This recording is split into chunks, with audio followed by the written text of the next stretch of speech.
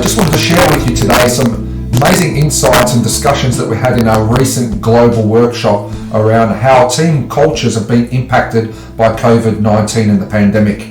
And the discussions went in some really interesting directions where we found that cultures based on their current levels of engagement prior to the strain reacted in different ways based on the cultures that existed. So I want to share with you what makes up culture and what makes up team culture engagement. So in our cultures, there are two major components. There's 4 foundational layers and 3 advanced culture layers, which help cultures become what we call self-actualize. Now the 4 foundational layers are where people are seeking to feel safety, supported, accomplished and valued. And the self-actualized layers, people are seeking to feel free, evolved and meaningful. Now what we've noticed is that the team culture engagement has responded in different ways based on the types of cultures that people had prior to the strain of COVID-19. So team culture engagement is the key metric to measuring the performance of your team culture. And some of you might have experienced culture surveys like Gallup, where they tell you how engaged or disengaged a team is.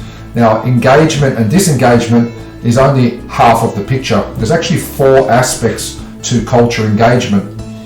So there is disengaged, which everyone's familiar with. There is also disheartened, and how that comes about is cross-referencing those advanced layers with the foundational layers. So disheartened engagement is where teams are feeling meaningful, evolved and autonomous, but not really feeling fully valued, accomplished, supported and safe.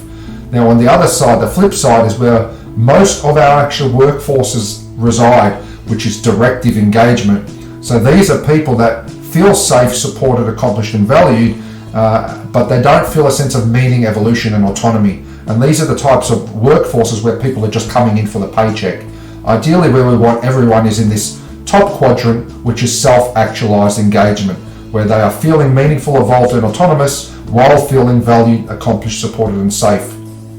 Now COVID-19 has created different responses for different cultures, and here's some of the correlations that we see across cultures. So typically they're not all clustered in one quadrant. So this example here on the bottom is a culture that lacks meaning, evolution and autonomy. So there's no people that are engaged in those zones, but we see a cross correlation between directive engagement and disengaged.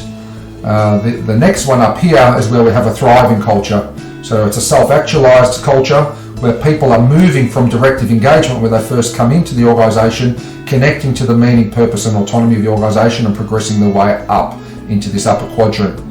On the top right here we have what we call the cultures that lack foundational layers. They lack safety, support, accomplishment and feeling valued. So they reside mostly on this side, and we often see this popping up in charity organizations which are struggling to sustain themselves with income.